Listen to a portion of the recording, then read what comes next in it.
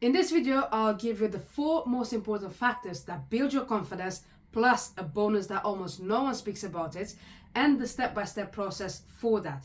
If you don't know me, my name is Alexa. I am a sports mindset coach and a Strongoman athlete, and I've created Optimal Performance to help athletes just like you build the mindset skills required for you to be successful in your sport. So, confidence, or more specific, self-confidence. So many athletes want it, but not many athletes knows about it. So what actually is self-confidence? Let's have a look at the definition. Self-confidence, it is a feeling of trust in one's abilities, qualities, and judgment. The definition alone tells you exactly what you need to work on, but let's have an even deeper look at it. And let's start with abilities and qualities. These are the things that are a must. As an athlete, these are the things that you are working on, and you are working on with mainly with your coach and on your own through training. But this is where so many athletes go wrong, but especially the beginners or novices. I hear so often that I'm not at your level yet, or I am not at X athlete's level yet. While this might be true, you have to understand that the first and most important step for you to build confidence is to build your trust in your abilities and qualities that you possess yet. You have to understand that these abilities and qualities that you currently possess are at the perfect level for where you are now. And if you continue to work on, they will take you to the next level where you want to be. Now, this principle applies to you if you are a novice athlete or if you are a world-class athlete. It's the same thing. You have to believe that whatever you possess now, it's perfect for the level where you are at now. And by working and improving them, you will be able to progress to the next level. And I hope that this makes sense. But the key in here is to build your ability, is to build your trust. You have to work on this self-trust. And here's where so many athletes come at me and they're like, I do have the results, but I don't trust myself. I don't see my results. So how do you do that? You have to give the hard proof to your mind. And here's where the first factor comes in place. And it's called previous experiences. You have to look at your previous experience and hold on. If you are a new athlete, if you are a beginner and you don't have those experiences that shows you that you can do, what you have to look at is your experience in the gym, your PBs, your 1 rep max, everything that you're doing in the gym that gets you ready for the competition. That is previous experience too. So the first and foremost is to look at your previous experience. Take all the photos, all the videos that you have, look at them and acknowledge and appreciate them. That is the first and very important step that you have to take. And if you sit there right now and you look at the videos of your 1 rep max, of your previous performances, of your last win in the competition, and you still don't believe in yourself, that is because you haven't done enough practice. So what you have to do is to set yourself time every single week to practice this self-belief exercise, to look at your previous exercises and to have an honest conversation with yourself, acknowledging the wins and build that self-trust. Now, this leads to the next step, and this applies so much in individual sports, especially strongman, powerlifting, even CrossFit, and so on. The next step, the next factor that influences your confidence is called vicarious experiences. Now, these vicarious experiences are a funny one because even myself, I am guilty of this, and I've seen so many athletes in the strongman sport doing it wrong. Basically, vicarious experiences are when you are competing in a new competition where you're not quite familiar with the events, with the place, with the athletes who are competing over there. So what you have to do is to gather information that can help you in building your confidence. Gather information about the events if they're completely new events and you don't really know how you'll perform, you have to look at, okay, what is the most similar event to this that I've done previously? What is my most similar performance that I had previously, being that in a previous competition or in the gym? For example, if you have, let's take a log for reps, okay, in the competition. You've never done log for reps in the competition, but probably you have done an axle for reps in the competition. So even though they're overhead press events, most athletes, they don't have like really close numbers in the axle press and log press, but it might be something similar. Then you can gauge that by your performance in the gym. Okay, what is my best number that I had in the gym in my log overhead? That's another thing. Second one, and this is where so many athletes go wrong, looking at competition. Yes, looking at other athletes who are competing in your class, it is a good thing for you to build confidence. And why is that a good thing? First of all, yes, you can look at them and see who they are, what's the experience.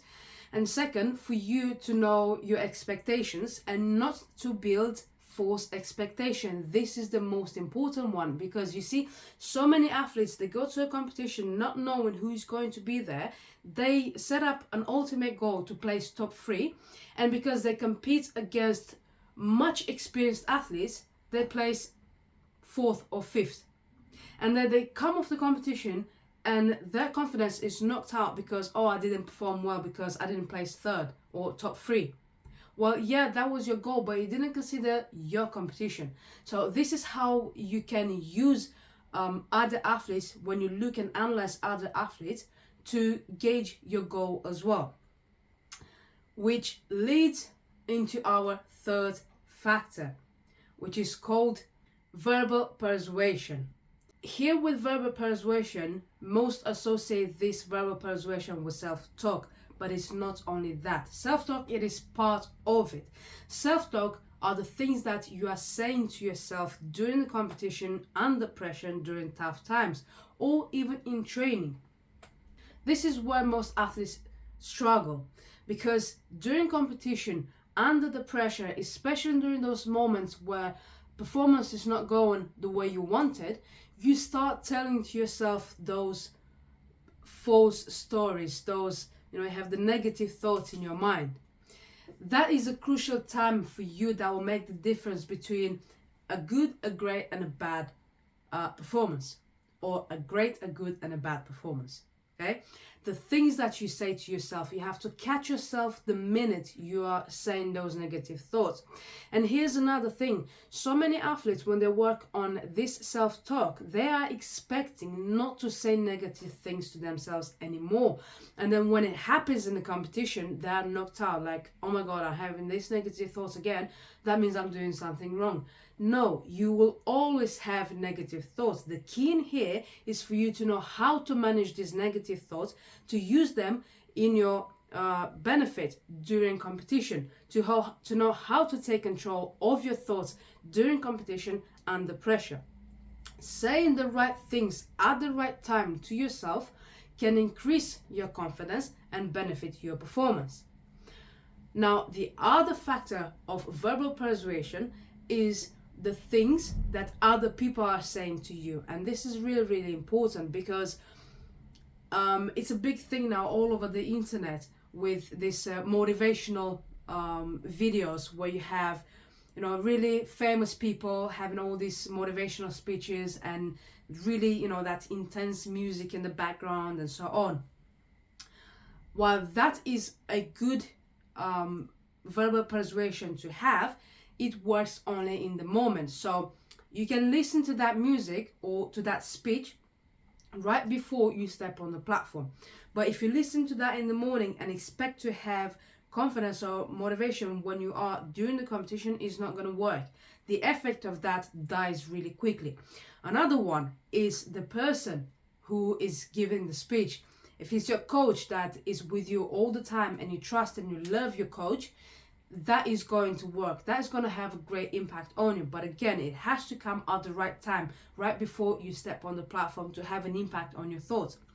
Now, during competition, you might have supporters, your fans that are around you.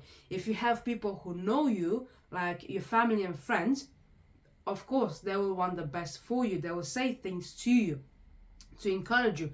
But if your family and friends have nothing to do with the sport and they don't know what you're going through, that is not going to work.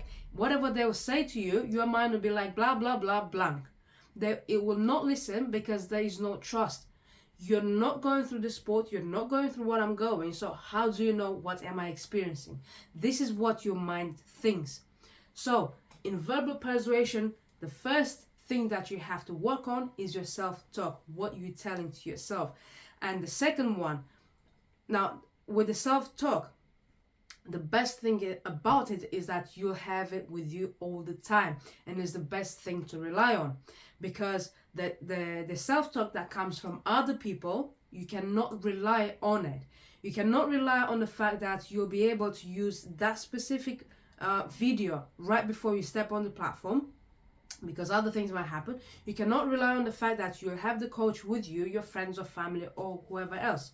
So the things that you're saying to yourself are the first thing to start working on, and you have to nail that. And this leads us on the fourth factor that affects your performance, is emotional arousal. This is a really, really important factor. And although it's the fourth one, it has an extreme importance in your confidence. Emotional arousal, if you're not able to manage your emotion at the right time, it will have a direct impact on your performance. Having a bad performance is going to impact your confidence. If you cannot manage the nerves, the anxiety that you have before the first event, which I guarantee that 99% of the athletes have the most anxiety and nerves right before their first event when they step on the platform. If you cannot manage that right then, and you start with a bad event, that can have a knockout impact on the rest of your day. Knowing how to manage your emotions, knowing how to control your thoughts indeed, but also your bodily reactions, it will have a direct impact on your performance. So you have to understand what works best for you, because you see there are athletes who prefer to be super aroused, super pumped up before they step on the platform, and there are athletes who prefer to be a little bit more calmer. There are athletes who being too calm or too excited is not working for them, so it has to be something in the middle. You have to find the sweet spot for you, and that will be your gauging button. You know, you have to look at emotions to bring them to that level, to the level that works for you. And you have to learn the tools, the skills that will help you bring your emotions at that level. That will be beneficial for you. And all this packs up leads us into the bonus one, which is called core beliefs. Or put it simple, your self-image, the beliefs that you have about yourself. And this is a factor that not many mindset coaches or sports psychologists talk about, because they focus on factors that have a direct impact on the sports performance. This is more person-centered factor that it will have a direct impact on your performance. This is where I do a lot of work with my athletes, and we start with, this is what Optimal Performance is focused on. We have sports center and person centered, because before being an athlete, you are a human being. Your core beliefs will have a direct impact on your beliefs about yourself, about the athlete that you are in the sport. Your core beliefs, the person that you are before being an athlete, it will have a direct impact on you, because whatever beliefs you form about yourself will impact the sport. How comes? Your mind will never know that you are in a sports environment, a social environment, work environment, or at home. Your mind will perceive what is ahead of you as the previous experiences that you had. And your childhood, your adolescence experiences, they help you form your core beliefs. And your subconscious mind will react in the same manner when you are in a sports environment or during competition. So you have to work on your core beliefs about yourself. This is the starting point as well. The same way that in the beginning, I said that the first step into building confidence is to look at your abilities and qualities and work on them with your coach. The same way, that's the parallel with your core beliefs. This is the starting point. You cannot move ahead. You cannot challenge your self-talk. You cannot see your previous achievements, your previous performance that you have, if your core beliefs are broken or are not true about yourself. So the step-by-step process to work on your self-confidence is this. First, you look at your previous experiences. Then you look at vicarious experiences. You work on your verbal persuasion and then emotional management. But these 4 steps, they will not work unless you also include your core beliefs to work on. I put core beliefs as a bonus and it's at the end because it translates into all the others and will have a direct impact on everything else that you do. So these are the factors and the step-by-step process that it will help you build your self-confidence. But if you want to learn more about the mindset skills that it will help you fast-track this process, I have attached down below a link to the first and the only Mindset Academy dedicated specially for Strongoman athletes. So if you want to join, if you want to fast-track your progress in the sport, click the link below and have a look. That's all for now. I'll see you in the next video.